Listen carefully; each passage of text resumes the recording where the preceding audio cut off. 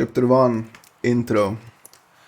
On April 11th, Amvi released a document detailing the abuse, sexual and emotional, she received over the course of her relationship with Sean Swim Huguenot. Since the initial release of Amvi's public statement, there have been many people who reached out regarding their own experiences with Swim. This account aims to tell their stories while keeping their identities private. For everyone's story you see here, there are more that don't yet feel able to come out with their story. A separate document was released on the 11th of April detailing anonymous experiences with Swim that can be found here. Since then, so many people have come forward to share their stories that the release of a new document detailing them felt needed. For clarity, here are public statements regarding Swim's behavior and abuse. You can find those in the link in the description. These are not the only statements regarding Swim's pattern of behavior, but they are the ones that can best bring anyone up to speed on the current timeline of events. Swim's ex soundboard story of sexual abuse, Chapter 1. If you don't believe envy, there's not much anyone can say that will convince you of who Swim really is. Other women have come forward sharing their experiences with Swim, each validated by screenshots and records. My story has none of that. My story predates the Swimstrim everyone knows entirely. I knew Swim before Gwent was released, before the idea of streaming ever crossed his mind. I was the first woman he abused in person. There is a long-distance girlfriend that predates me, but they never met. I am his longest relationship to date. I created his Patreon. There are hundreds of hours of VODs with my voice floating in the background. Some of you may have even heard of me, if only from the tale he spun after I escaped him.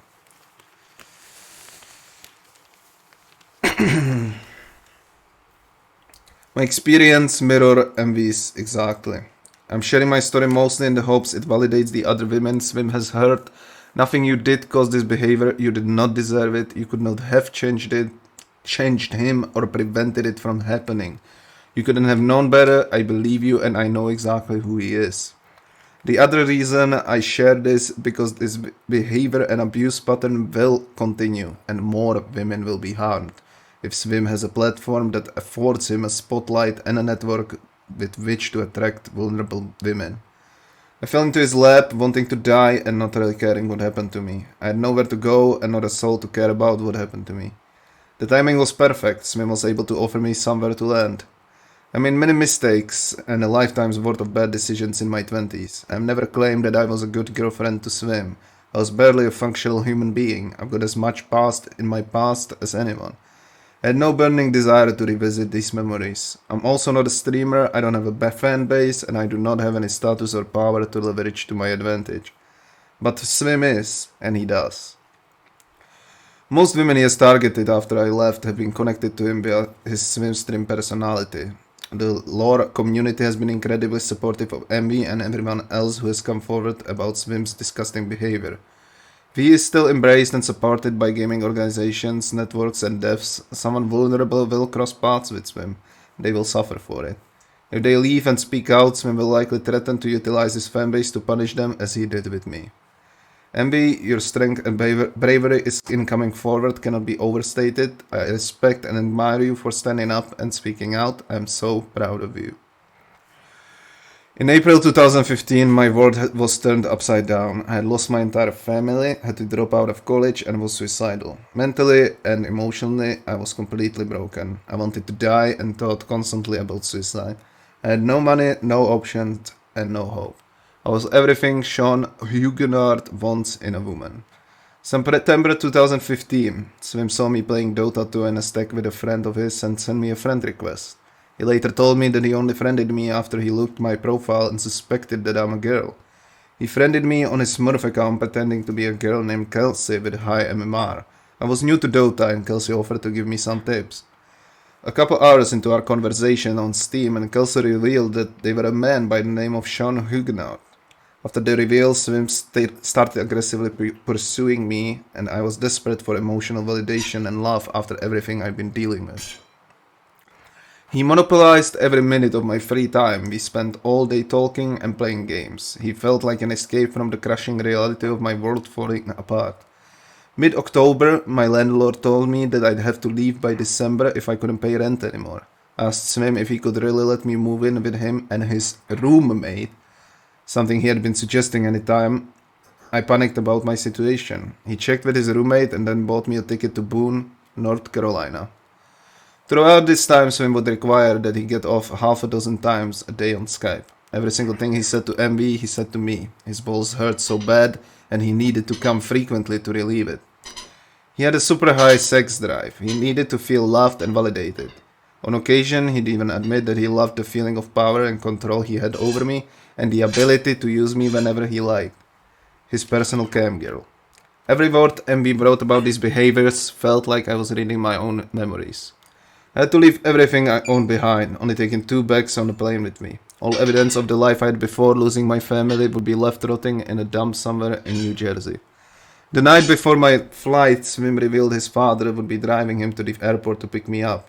He then admitted that his roommate was his dad. I suddenly realized I had no fucking clue what else he had lied about or who he really was, but my other option was literally sleeping in a homeless shelter, so I got on the plane. I lived with Swim and his father Frank for a few months. It was miserable but educational in hindsight. I learned early on who Swim really was by seeing him and his father together. The apple fell straight from the tree. Frank was abusive to Swim's mom and is among the most deluded and self-aggrandizing men I've ever met. Frank has spent much of Swim's life telling Swim he's super special, beyond unique, a genius in his own regard. In one's victim's account, Swim mentioned he can literally do anything. That is the exact mentality he was raised to have, and he believes in his bones that there truly is nothing he can't do. He genuinely believes he is always the smartest guy in the room. Both Swim and his father think they are masters of manipulation and psychology. Swim and I moved into our own apartment by early 2016, living at the spiritual retreat center his father had been cultishly attending until he was banned for his outlandish and abusive behavior. We lived in a very small, dirt cheap apartment. His mother would send him an allowance every month of $1,000 to $1,500, and that income supported us until he began streaming.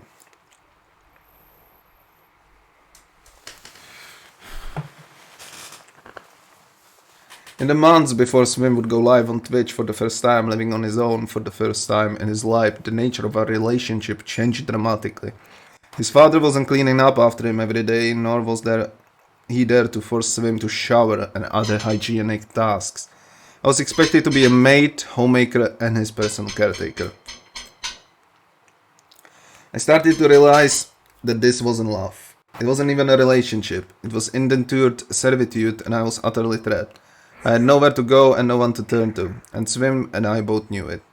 And his mask came off. Swim has no inclination towards hygiene. He regularly refused to change his clothes, including underwear, for weeks on end. He also refused to shower, claiming he didn't know how. He went over 6 months without cleaning his body or bathing in any way. He brushed his teeth less than a handful of times in the over 2 years we lived together. Swim had functional issues with his genitalia at the time due to a certain amount of neglecting care and maintenance of his penis. He could not attempt sex without significant discomfort on his part. In that way, I was extremely lucky. The sexual part of our relationship was limited at first by his own physical issues. By the time he wanted to try again, I was completely repulsed by him and no longer felt anything close to romantic attraction or affection. His disregard for hygiene became my saving grace. He pushed me constantly for sex and physical gratification, and I refused and reminded him he wouldn't get to touch me unless he showered. Swim settled for asking if I would take my pants off, lace, so he could see my ass and let him jerk off in bed next to me. If I said no, he would gaslight and guilt-trip me, while reminding me that if he told me to get out, I'd be homeless. I gave in and allowed it, while making it clear I didn't want it at all. He continued to pressure me to get physical, berating and belittling me for whatever reason I turned him down for. He demanded I let him touch me while he jerked off to dry hump and come on me. He didn't care that I cried and cringed away from him while he did these things. I started to suspect that it was a feature, not a bug. The control and lack of consent was part of what excited him. I started talking about getting a job. It was stressful to live off his mom's allowance and I needed a way to start planning an escape. Earning my own money and building connections in person was my ticket out. Naturally, Swim forbid it. I was told that if I wanted money, I should manipulate men and pretend I'm single to get them to buy me things. Swim liked this idea a lot and was hopeful I could also get the men to buy me things for him too.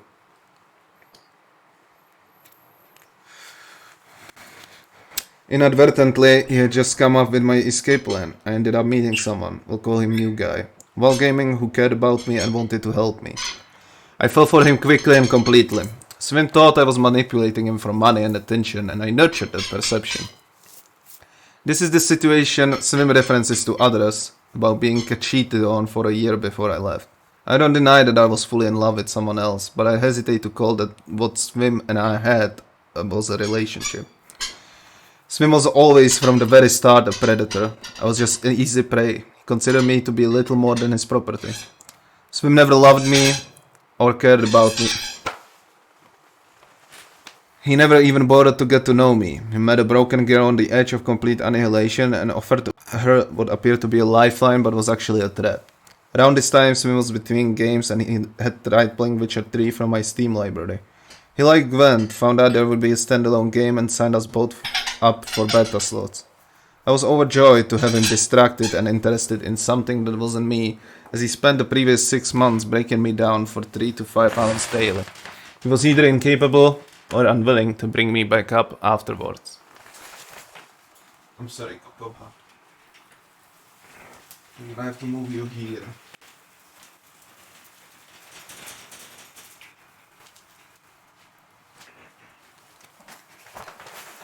The Gwen beta started and Swim started playing immediately. He was super into it and I remember breathing a sigh of relief. He was distracted and happy and I wasn't being emotionally abused or forced to let him use my body as a masturbatory prop. He streamed once and was hooked on the attention. Streaming became the sole focus of his attention and I started regaining privacy.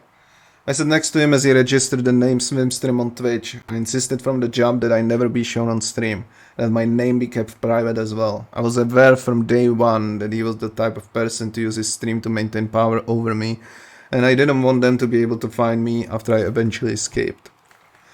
I'm also a deeply anxious, shy, introverted person. I didn't expect it to be living with a streamer when I moved in with Swim the year prior, and while I supported him streaming because he wanted to do it, it was my personal nightmare.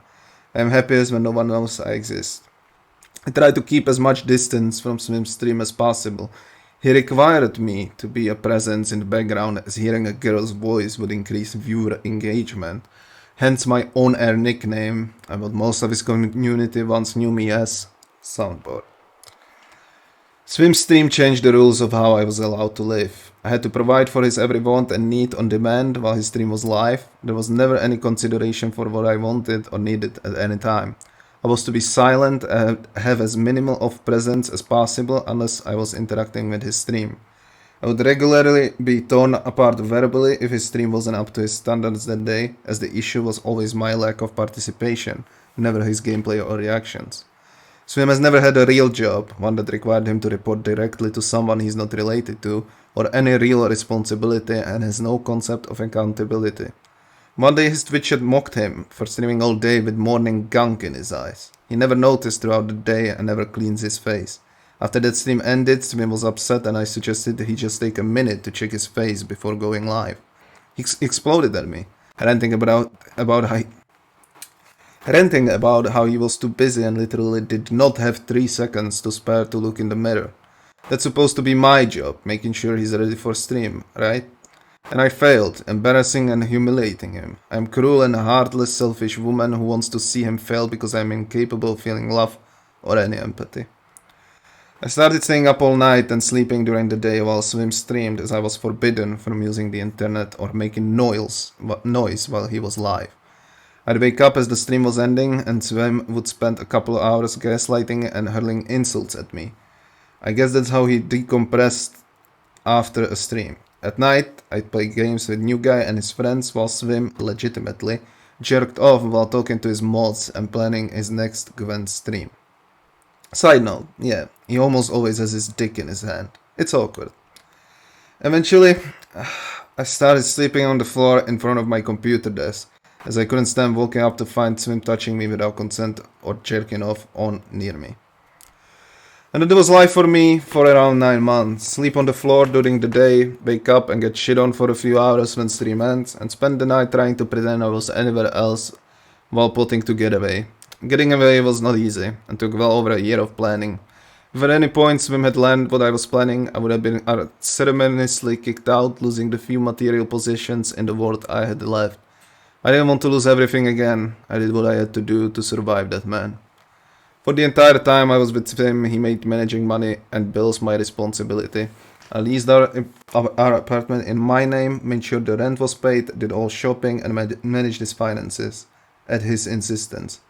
His father previously handled all of his money, and Swim had no desire to do it himself then. Our agreement was simple. As long as he had everything he wanted and needed, I could have the rest to use as I pleased. Usually I'd end up with around $300 total for the month as an allowance. Since he would not allow me to get a job and became the only money I had to finance leaving him. Fall of 2017, I started using my allowance to buy luggage and anything else I need to survive for a few months. Toiletries, household supplies, etc. I bought my plane ticket to visit new guy with my allowance as well. This is the money Swim would later tell his chat I stole from him, simultaneously inflating the amount of money stolen. In February of 2018, I left North Carolina and visited new guy. Swim thought I was reconnected with my estranged mother and I had no desire to meet my family. He had no desire to meet my family. It was the only way I could go. I knew if he realized I was leaving him, he would destroy the only thing I had left from my life predating him, my gaming PC. That computer contained all of my memories from my 25 years before Swim, and I couldn't bear the thought of losing the last connection to my old self. I couldn't bring it with me on the plane. I knew I would have to come back and mail the computer to my new home before being fully free of Swim. And Swim had made it clear to me that after 2 years of living with him, if anything, I owed him, and thought that technically my stuff belonged to him since I belonged to him. I spent 3 weeks with new guy before returning to North Carolina. I wanted new guy to have space after being with me in person to decide he for sure wanted to be with me. Spoiler alert, he did, still does, and we're very happily together today. Swin thought I was going to be returning to stay with my sick mother. I told him I would be donating an organ to her as a way to prevent him from forcing me to attempt sex with him again. He still tried his best to guilt me into it, but thankfully I avoided him touching me for the last 3 days I lived there. Early morning on March 14, 2018, Swim's father drove me to the airport. I left North Carolina and have never looked back. The last 6 months of living together, Swim hated me and he knew it. I had been hoping that with me gone, he would realize he was truly happy without me and let me go without further incident.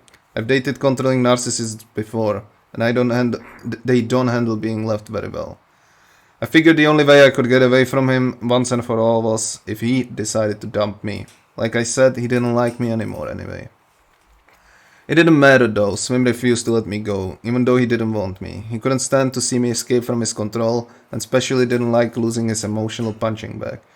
After I left, Swim reached out constantly, claiming he really needed my help, asking if he could come visit me at my mother's house, doing anything and everything to keep a connection between us. He finally had realized I had no reason to come back this time. This brings us to May 2018. Swim sent me a few emails begging to speak with me about our relationship and everything that happened. He had learned about new guy and that I was not with my mother. He wanted closure. Supposedly I had no desire to speak to him and tried to deflect. This led him to email me, important video publishing in 3 days, to inform me he had emotionally recorded a video telling his stream in significantly more detail than he had previously.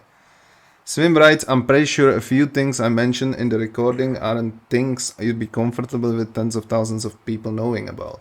Pressure me into doing what he wants, holding my privacy and personal information hostage. Since he has filed a police report against me, I refuse to engage with him. His final reply to me includes the following passage, emphasis mine. I have no intention to make falsehoods about you, but the way you chose to end things gives me no choice but to make sure a few assumptions all at once.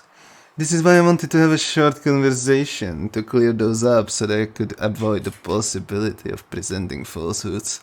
However, if you don't have a problem with this, I don't either.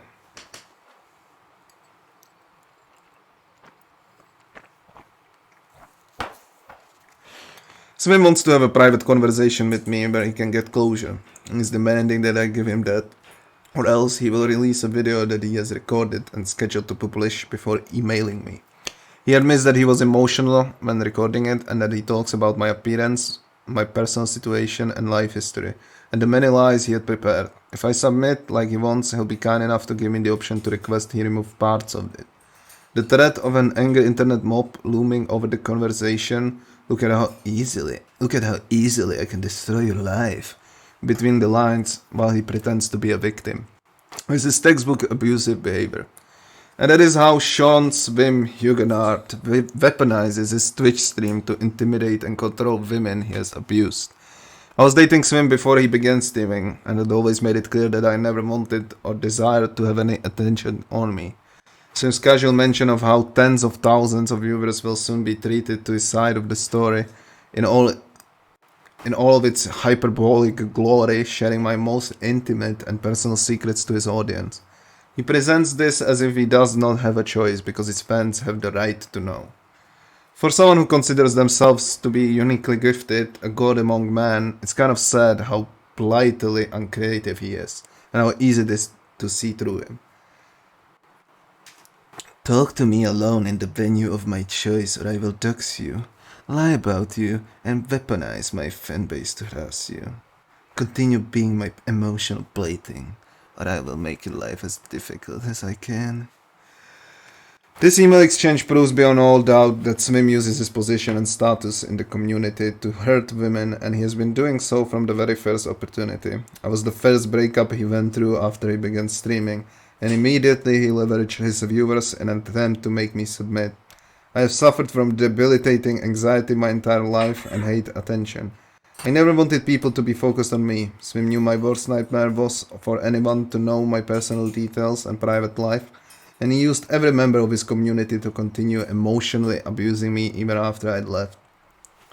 Like many abusive, immature, inconsequential men before him, Swim continued to lash out. He threatened me with legal action, alleging I defrauded him and stole his money, my allowance. I never checked to see if he released that video or any others about me and our breakup. I learned he repeatedly told his Twitch chat I stole his credit card, cloned it, then drained his bank account so I could fund my new life with my new boyfriend. There are 3 different lies in that sentence alone, and he fed them to thousands of people on the internet for weeks. Naturally, his stream was outrage. What he's saying happened, it's at least criminal identity theft and fraud. They started pushing him. Had he made a police report? Had someone been arrested yet? I started getting a lot of random friend requests on my personal Instagram from Swim's fans. I deleted Twitter after they figured out who I was and started sending me messages. I stopped going on Discord entirely for fear of Swim or someone related to him seeking me out. It should be harder and more daunting to file a false police report, but Swim did it with a smile and posted a photo with the cop to Twitter. He wanted to make sure I saw it so he could scare me. It worked to some extent, as he knew it would since he was aware my previous ex tried to threaten me with different, but still vindictive legal action when I left him. I spoke with a lawyer, confirmed nothing I had done came close to illegal, and was assured my case would be an easy win if it came to that. It never did. Swim gave me his bank card and login, had me manage his accounts for over 2 years, and I left his card with him when I left and never logged in as him again. When I left, he filed a police report and made sure to let me know to expect criminal charges. To this day, no cop has ever spoken to me about Swim. The only consequence of his action was to cause me extreme stress and anxiety, as he owed. I have been fortunate enough to fully move on from the dark place I was in when I met Swim and have healed from the damage he inflicted. I had no intention of ever speaking about Swim, but want to do everything I can to help the women he hurt after I got away from him. I was not capable of speaking out against Swim when I was his most recent victim. I was too broken, too afraid of him, and afraid of ruining my life with new guy. I had everything to lose and no ability to defend myself. I decided to hide. I excised Swim and everything related to him from my life. I removed every single friend we had in common on Steam, made a new Discord, email, and started building a new life. If I had spoken out about Swim back then, maybe there would be less victims now. For all this worth, you should believe them, because none of you know Swim. The most damning evidence of this kind of person he is, I don't even have, but I know it's out there. I'll leave you with this. Some of the skeletons in Swim's closet are abused women, but there are other secrets that few know about. Swim has enjoyed and found sport in hurting people for a very long time. Victims are pouring out and sharing their stories. I'm not part of the lore community, but I have to say how moving the reaction has been. The calls from the community to remove Swim and protect his victims has been incredible. Please stand firm in your commitment. I have no doubt that Swim will continue his abusive behavior, and sadly, there will be more women hurt by him. Twitch, Discord, EG, Riot, and the lore community can take away the power that Swim abuses so casually. I believe MV and every other victim of Sean Huguenot, you should too. Below are screenshots and receipts that reference soundboard story. Emails referenced earlier.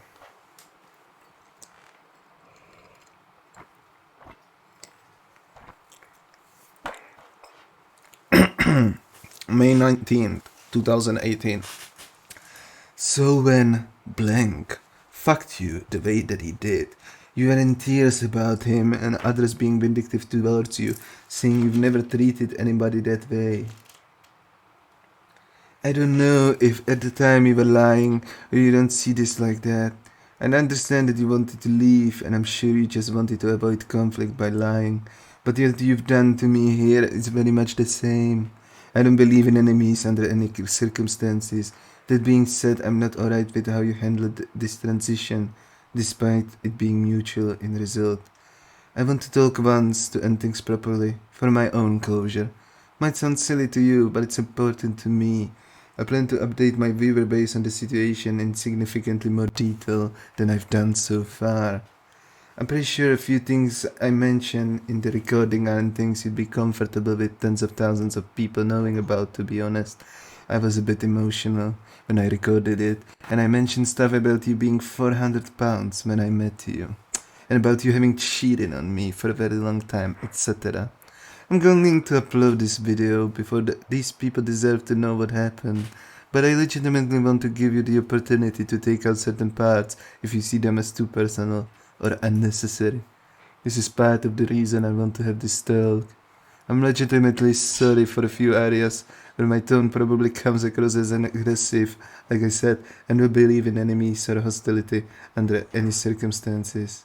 Sean, Swimstrim Huguenot, streamer, influencer, entrepreneur.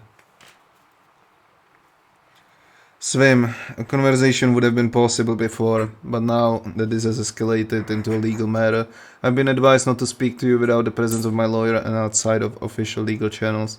Might be worth reconsidering how much of a right your viewers have to know any details of the situation at this time, and the nature of what you tell them. If you decide to release a video about me, please know that I do not consent of having any personal information revealed about myself. I have not defamed you in any way, and I have no desire to. If you choose to speak about our breakup publicly, you may want to leave out any outright falsehoods. For instance, I've never in my life weighted anything close to 400 pounds. I think either of us have a desire to escalate this situation with slander and libel. Best soundboard. I appreciate the leveled response. I must have misremembered the previous weight you told me. Bye. Oh,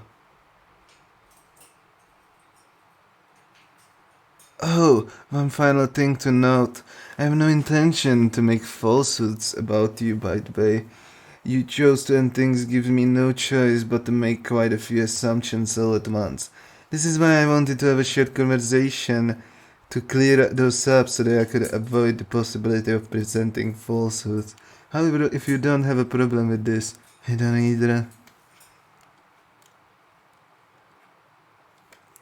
You can find the full email chain in the link in the description. I spent a lot of time in the bathroom of the small apartment I shared with Swim. He was live for 8 to 12 hours daily with Grandpa's podcast. And to get away from both him and the omnipresent live mic cam, I hung out in the only place he couldn't see me while sitting at his desk. Guys, I basically fucking live in this bathroom since I can't handle the attention. I get it if I smoke weed and cough in the background of Swimstream, get me out. What brand dye did you use, by the way? I fucking love it. If you're stuck in the bathroom, you should just smoke a lot, play some music, or watch a show of your bubble. Huh. This was during the first period I was away from Swim before I'd been able to return for my remaining belongings. I was responsible for handling Swim's every need, even while I was away. He's known for hating dishware and cutlery, and preferred eating things straight from the can with plastic utensils or his fingers. I mentioned that I was responsible for cleaning up for him. Though I wasn't great at it, I could never keep up. These cans and dozens more would be left littering the apartment, rotting and covered in fruit flies upon my return. Day 16 of Sandboard Strip. Provisions running dangerously low. Links in the description. The day I left North Carolina and was rescued by a new guy. I was gonna move with you even if you didn't welcome me with flowers.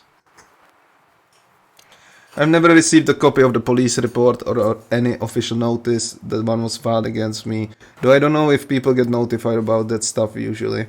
For all I know, this is a picture of some guy in a blue button-up with Swim, but given the tale he had been spinning to his viewer base, I took his word for it. We actually did file a false police report about me, posting a selfie of himself doing it is on brand for him. He was confident he could do this to me with no consequences, and that's exactly what he did. To this day, there are people in Swim's community that talk about what an evil cunt Sandboard was. I think he actually used me stealing his money to justify why he could not pay people at one point. The police officer I filed my report with turned out to be a vampire. Also, I got a Swimstrim. Link in the description. Chapter 2, Anonymous Statement Number 1. I met Swim in a Valorant game. He added one of my friends and requested to join the party. We played a few games with him that night and we didn't really speak after. Until one day he invited me to join his party, and then me and him just were playing games and talking about just ourselves and life. Hi. Why did you join my Twitch Discord? I was curious, Lemao. Lol. I always check out people's Twitch and Discord. I'm back.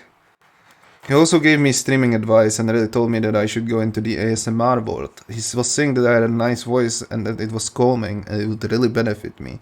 He sent me links to streamers that did ASMR and a YouTube video of sleep noises ASMR.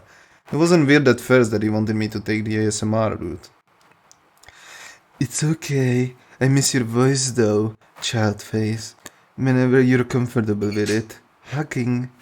You miss my voice? Yeah. Bro, I read that in your shy boy voice, lol. Wait, you really miss my voice? Yeah, I really do. Why?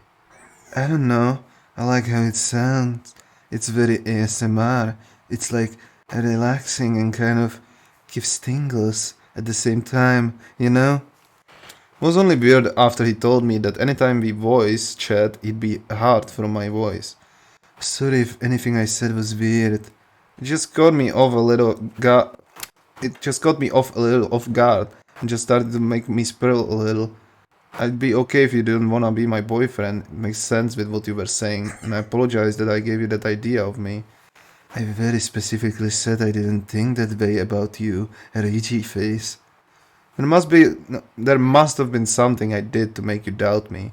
You know, something did change, but you're thinking on the wrong end of the equation, winky face. Which is an incredibly meaningful statement if you understood everything I was saying before. I kinda understood what you were saying. So when I say that you're thinking on the wrong side of the equation, the takeaway is the thing that changed is not something that could be offensive in any way.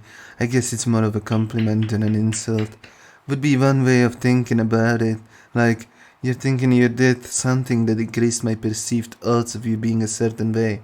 But what changed was I had a thought that made the fallout skyrocket. So it's the opposite of what you thought, smiley face. You're good. Sorry for saying things weirdly. It's just how my brain works. No worries. I'm free again. Lol. I'm out picking up some avocados. After a couple of days of talking, he asked me if I wanted to see him in Seattle. He said he'd pay for the tickets and everything. At first he asked me if I wanted to hug him, then that escalated to living with him for a couple of weeks. Him lending me money and then me starting a new life in Seattle. I was in a pretty bad mental state and he knew that my living situation wasn't the best. So I proceeded to say yes at the time, but after talking with friends and thinking about this whole situation, I had second thoughts. I'm sorry if it made you uncomfortable at all. No, not at all. What did you want to tell me anyway? You know the thing you said I would judge you for? Oh, I was gonna ask you if you wanted to come up to Seattle and give me a hug. Was that really it? Yes. I mean, I would love to. The risk is too high. There really is something wrong with me. There isn't. You don't know me though. Would you believe me if I said that you can? Probably not, because I've tried and I've gotten my shit taken. Everything will change for you if you trust me, I promise. What should I do then? Well, yes. I don't know your exact situation well enough yet to know what the best path is, but there is a path and I'll help you find it if you need that. I can promise that, smiley face. I'd like that. You have a lot more possibilities than you think. You shouldn't give up looking for that path so easily. I guess. When I told him, he was like, oh, that's expected, and asked if he could voice chat. He was talking about how I should just trust him, and that I could do anything I wanted, and that my parents can't really hold me back anymore. This note you're planning to write is probably fairly important to get it right. I'm sure you're spending a lot of time thinking about it, and what to say. But yeah, it's important to make them as understanding as possible. Be persuasive and put yourself in their perspective, and add a little bit of everybody. They will still react poorly to it, I'm sure, but you can minimize it quite a bit. Hey, I'm starting to have second thoughts, Swim. Oh yeah, that's super expected.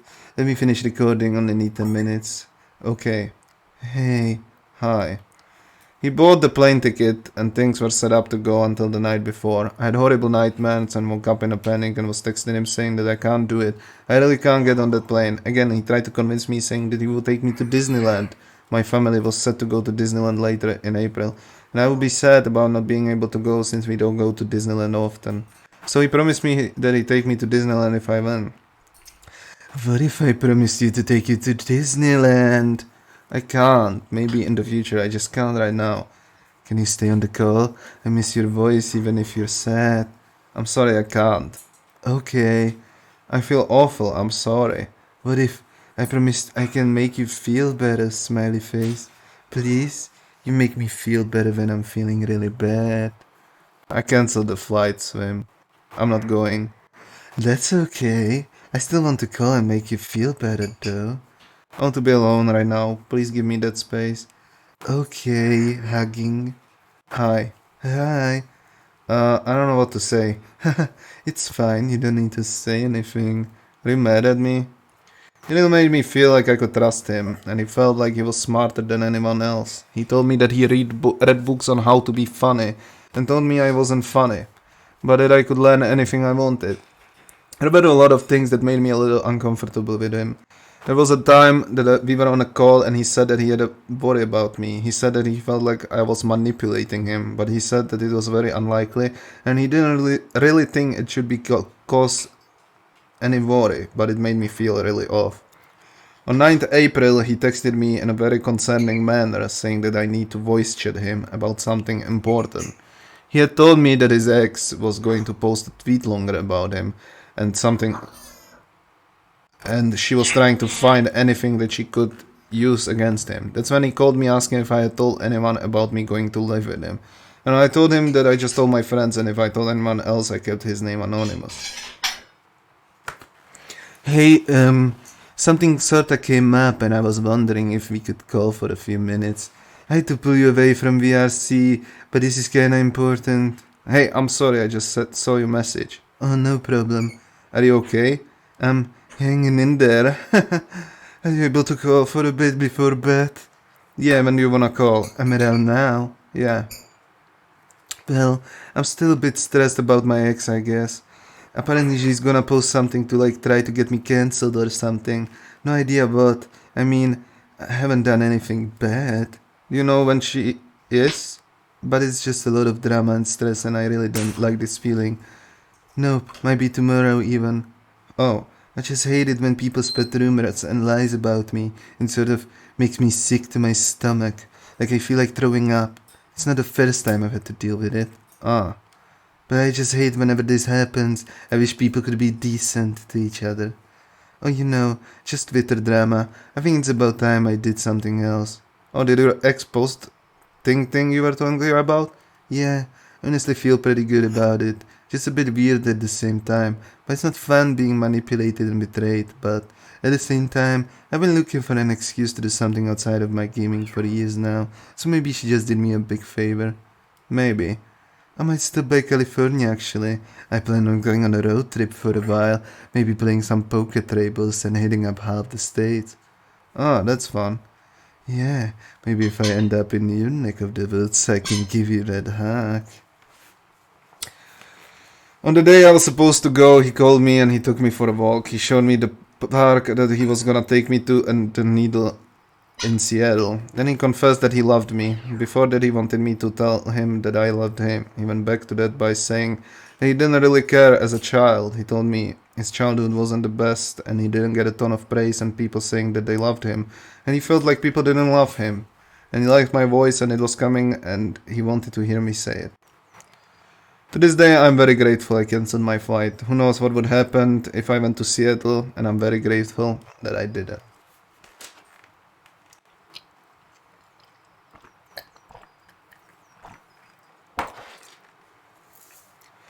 Chapter 3, Anonymous Statement Number 2. Swim and me began messaging after his massive Discord call. He seemed very distressed, so as a frequent viewer I wanted to offer what I could. After his short stream the next day, he asked to call me while I was working, and Starstruck accepted. We chatted for a bit. He asked my age and commented on how I was within his range. He broke a few NDAs with me and told me about how they were meant to be broken and I should just break mine with him. He brought up how he thinks doctors aren't that smart and if you read a few studies you can be smarter than them. He called me sporadically a couple more times, told me about his multiple personalities and told me a very slanted and vague view of the situation. He mainly only talked to me when he was feeling down and I think he kind of used me for sympathy and to feed his ego. I'm glad this came out before I got closer with him. Good luck on your date. Oh, good luck on your date.